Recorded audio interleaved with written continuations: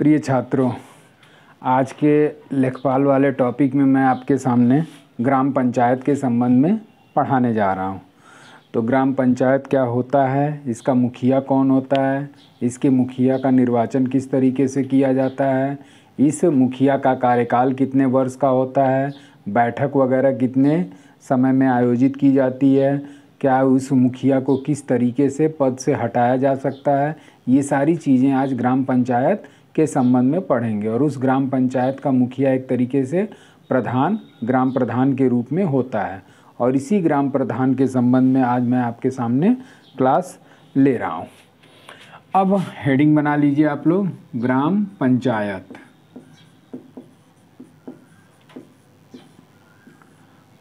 और इस ग्राम पंचायत की नींव सबसे पहले कब पड़ी थी, तो ग्राम पंचायत के संबंध में हमने इसके पहले वाले वीडियो में बताया हुआ है कि पंचायत यानी कि स्थानीय स्वशासन। तो स्थानीय स्वशासन के संबंध में अगर देखा जाए तो स्थानीय स्वशासन ग्राम क्षेत्र में भी होता है। तो ये ग्राम क्षेत्र में क्या होता है, आपका स्थानीय स्वशासन। और स्थानीय स्वशासन और इस ग्राम क्षेत्र में स्थानीय स्वशासन के संबंध में जो सबसे पहला पहल किए थे वो थे आपके 1907 में रॉयल कमीशन की सिफारिश पर किया गया था। तो स्थानीय स्वशासन के संबंध में पहला प्रयास कब किया गया था, तो पहला प्रयास किया गया था आपका 1907 में, 1907। और ये 1907 में किसके आधार पर किया गया था, तो 1907 में पहला प्रयास रॉयल कमीशन का गठन किया गया, रॉयल कमीशन। और इसी रॉयल कमीशन की सिफारिश पर ग्राम क्षेत्रों के संबंध में प्रावधान प्रस्तुत करने की सिफारिश की गई। उसके पश्चात अब आते हैं हम लोग मुख्य रूप से ग्राम पंचायत पर। तो ये जो ग्राम पंचायत होता है, इसमें एक पॉइंट आपका पहला सबसे निकल जाता है कि गांव के कैबिनेट के रूप में कार्य करता है। ग्राम पंचायत किस रूप में काम करता है, तो ग्राम का कैबिनेट के रूप में कार्य, कैबिनेट के रूप में कार्य। जैसा कि आपको पता होगा कैबिनेट का मतलब क्या होता है, जैसे आप लोग संविधान वगैरह में पढ़े होंगे कि कैबिनेट में एक तरीके से वही लोग शामिल होते हैं जो सरकार के सर्वे सर्वा माने जाते हैं या अपने विभाग के सर्वे सर्वा माने जाते हैं और किसी भी प्रकार का निर्णय अपने विभाग से संबंधित लेने के लिए स्वतंत्र होते हैं। तो उसी तरीके से ग्राम पंचायत जो होती है वो अपने गांव का एक तरीके से कैबिनेट के रूप में काम करती है और कोई भी निर्णय लेना होगा तो वो ग्राम पंचायत के माध्यम से लिया जा सकता है। अब इस ग्राम पंचायत का मुखिया कौन होता है, तो अगला पॉइंट आपका हो गया ग्राम पंचायत का मुखिया। तो ग्राम पंचायत का जो मुखिया होता है वो आपका ग्राम प्रधान होता है। ग्राम पंचायत का मुखिया ग्राम प्रधान। अब ये ग्राम प्रधान जो ग्राम पंचायत का मुखिया होता है, अब इस ग्राम प्रधान का निर्वाचन किस तरीके से किया जाता है, तो ग्राम प्रधान का निर्वाचन प्रत्यक्ष मतदान द्वारा किया जाता है। प्रत्यक्ष मतदान।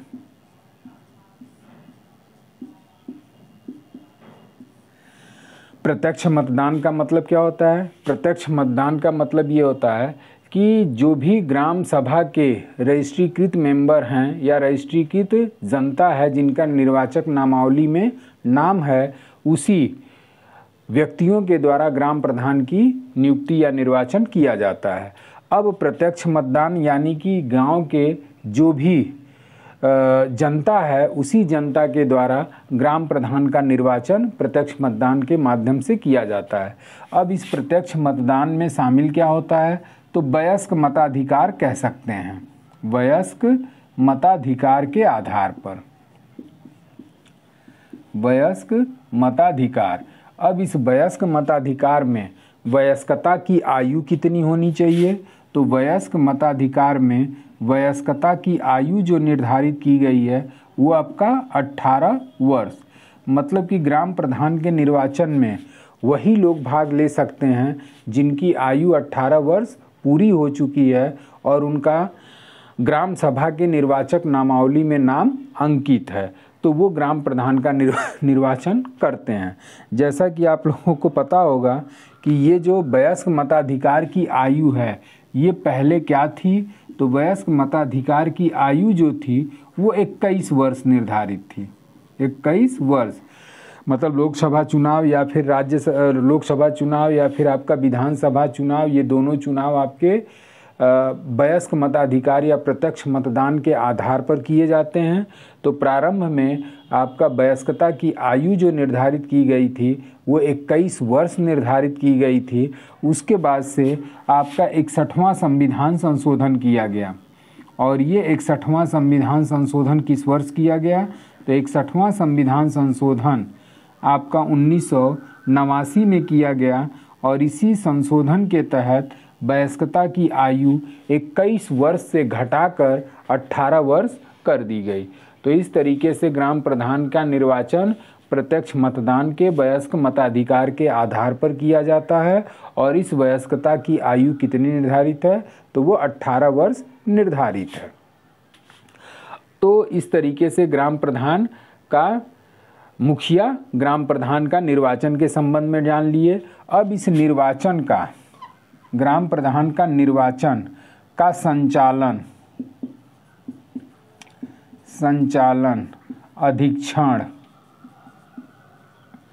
अधीक्षण नियंत्रण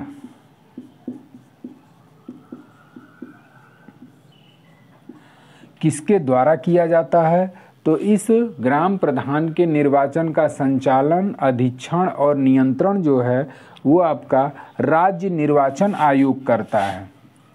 राज्य निर्वाचन आयोग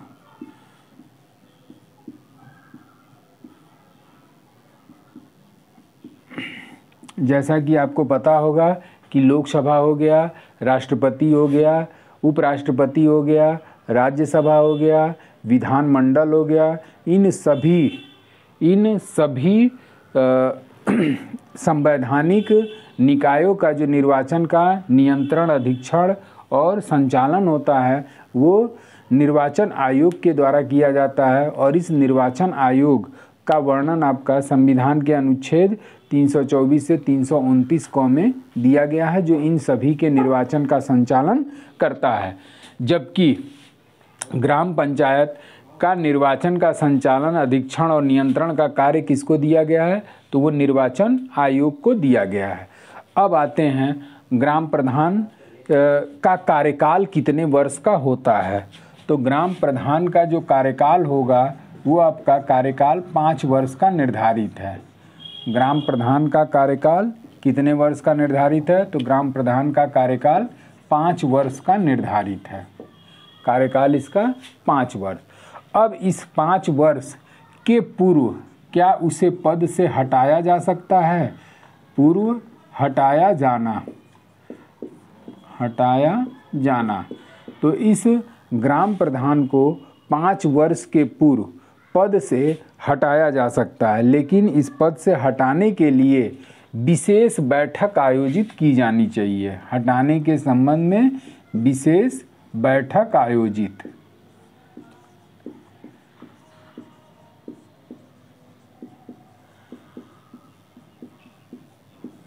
अब ग्राम पंचायत के सदस्यों द्वारा विशेष बैठक का आयोजन होता है और जब विशेष बैठक का आयोजन होता है तो इसको हटाने के संबंध में सूचना देना होगा। किसी भी व्यक्ति को अगर पद से हटाया जाना होता है तो उसको सूचना देना अनिवार्य होता है। तो कितने दिन पूर्व सूचना दिया जाना चाहिए, तो 15 दिन पूर्व उसे सूचना दिया जाना चाहिए।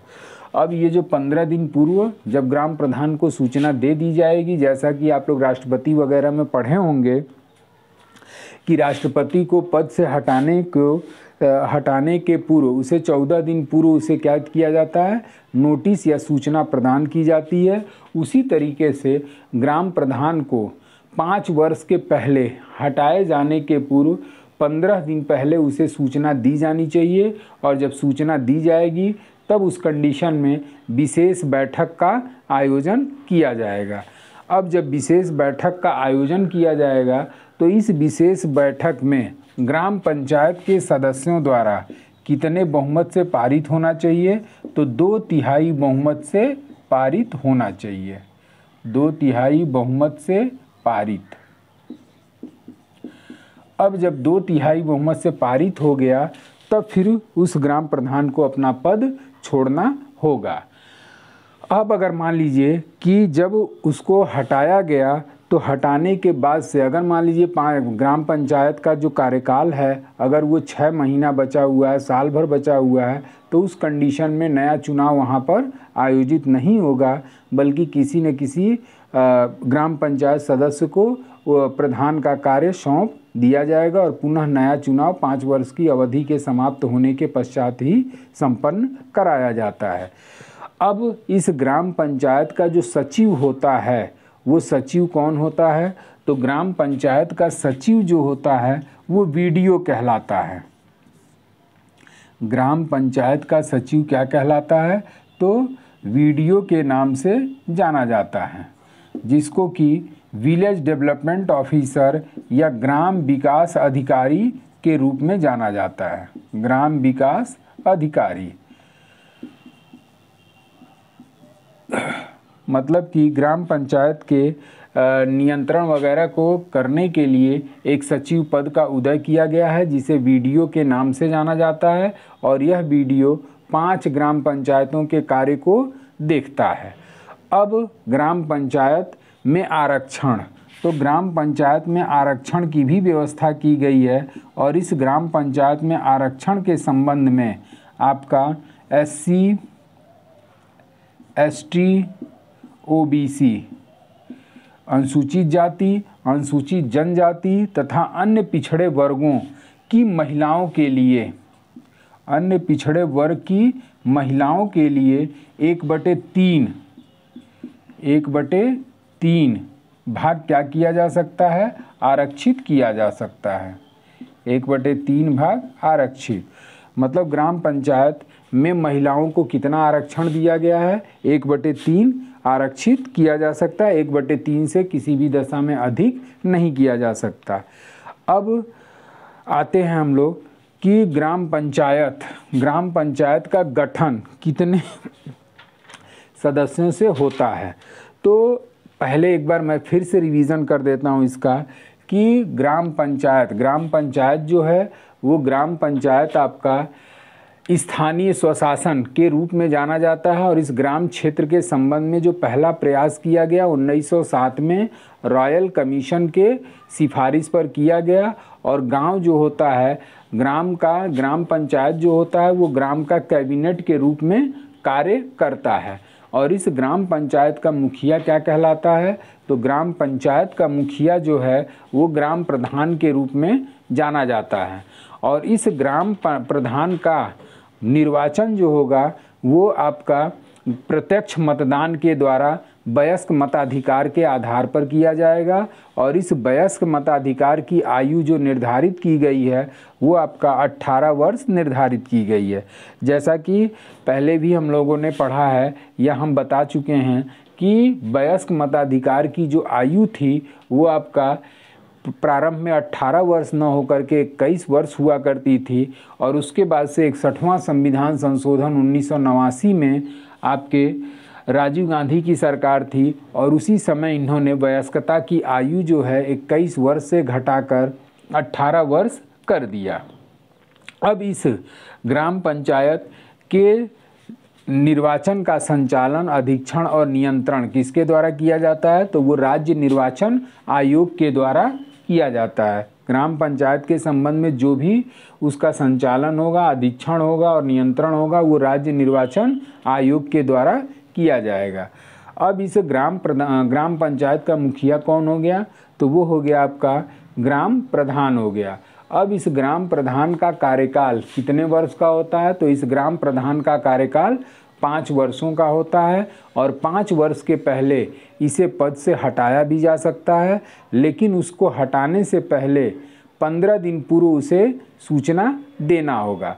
जब 15 दिन की अवधि समाप्त हो जाती है तो फिर उस कंडीशन में ग्राम पंचायत के सदस्यों के 2/3 बहुमत द्वारा उसे पद से हटाया जा सकता है। इस ग्राम पंचायत का सचिव क्या कहलाता है? तो वो वीडीओ कहलाता है, जिसको कि विलेज डेवलपमेंट ऑफिसर के नाम से जाना जाता है और हिंदी में इसे ग्राम विकास अधिकारी कहा जाता है।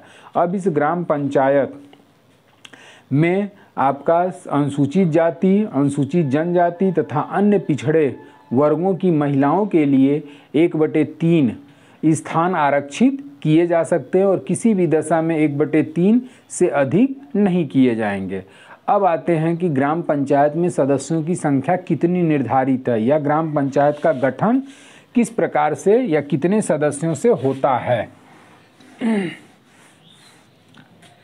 किस प्रकार से होता है।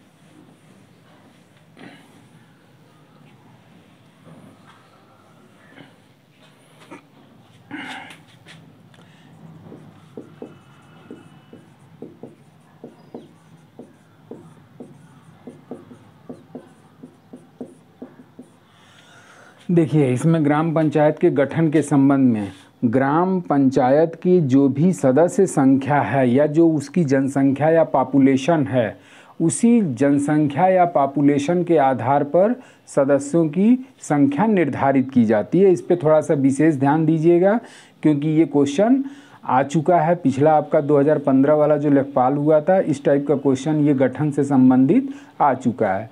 तो इसमें ग्राम की जो भी जनसंख्या है गांव की, उस जनसंख्या के आधार पर ही ग्राम पंचायत के सदस्यों का गठन किया जाता है। और इस ग्राम पंचायत में आपके एक ग्राम प्रधान होता है और पंचायत क्षेत्र की स्थिति के अनुसार, मतलब कि पंचायत क्षेत्र की जनसंख्या की स्थिति के अनुसार अन्य सदस्यों की नियुक्ति की जाती है। तो एक तरीके से अब इस ग्राम पंचायत में क्या हो गया, इसका मुखिया कौन हुआ? तो इसका मुखिया जो हुआ वो आपका एक ग्राम प्रधान हो गया। एक ग्राम प्रधान।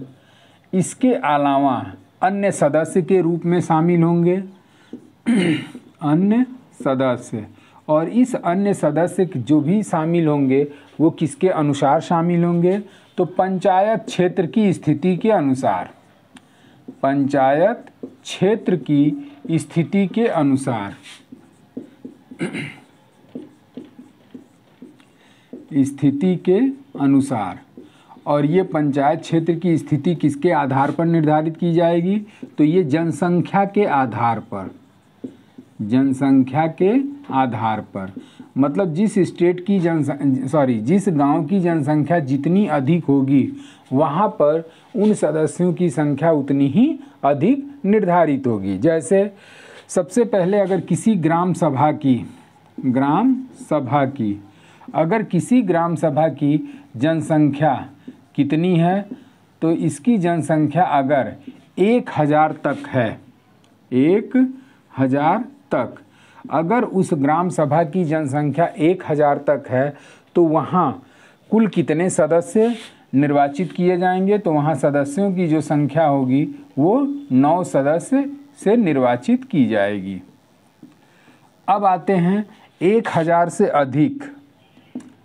1000 से अधिक। 1000 से अधिक और 2000 तक। 1000 से अधिक और कितने तक? 2000 तक की जनसंख्या। अगर किसी ग्राम सभा की जनसंख्या 1000 से अधिक तथा 2000 से कम है तो वहाँ कुल सदस्यों की संख्या कितनी निर्धारित की गई है? तो वहाँ पर 11 सदस्य निर्वाचित किए जाएंगे। अब जब 2000 हो गया तो 2000 के बाद से आपका 2000 से अधिक तथा 3000 तक 2000 से लेकर के कितना 3000 तक, 3000 तक की जनसंख्या, तब वहाँ पर कुल सदस्यों की संख्या कितनी होगी? तो वहाँ पर 13 सदस्य जो है वो निर्वाचित किए जाएंगे। जाहिर सी बात है कि किसी न किसी गांव की जनसंख्या या ग्राम सभा की जनसंख्या 3000 से अधिक भी हो सकती है। तो उस कंडीशन में अब अगला स्टेप हो जाता है कि 3000 से लेकर के कितने तक? तो 5000 तक की जनसंख्या में कितने सदस्य निर्वाचित होंगे? तो वहाँ पर 15 सदस्य निर्वाचित होंगे।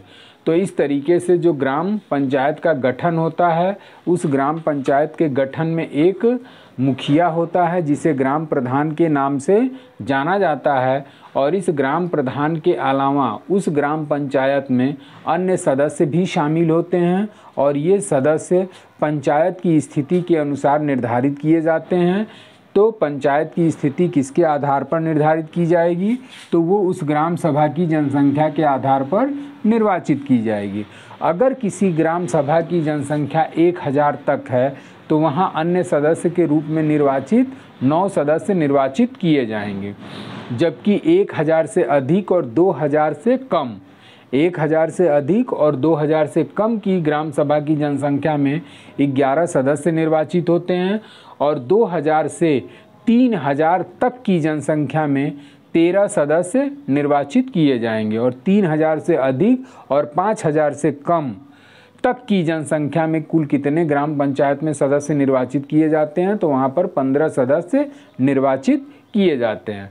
तो इस तरीके से आपका ग्राम पंचायत का गठन आपका कंप्लीट हुआ, या ये कह सकते हैं कि ग्राम पंचायत के संबंध में जो भी ग्राम प्रधान को हटाने की प्रक्रिया, उसका निर्वाचन की प्रक्रिया है, उसके बाद से एक ग्राम पंचायत में कितने सदस्यों से मिलकर गठित होती है, ये सारा आपका ग्राम पंचायत वाले में ग्राम प्रधान से लेकर के सारा कंप्लीट हुआ। इसके पहले वाला जो वीडियो है वो पंचायत से संबंधित हमने डाला हुआ है, और उस पंचायत में जो संवैधानिक प्रावधान दिए गए हैं वो संवैधानिक प्रावधानों की चर्चा हमने उसमें किया है, जबकि इस वाले वीडियो में आपका पंचायती राज अधिनियम के संबंध में उल्लेख करते हुए ग्राम प्रधान और ग्राम पंचायत के संबंध में आपके सामने डिटेल जानकारी प्रस्तुत कर दिया।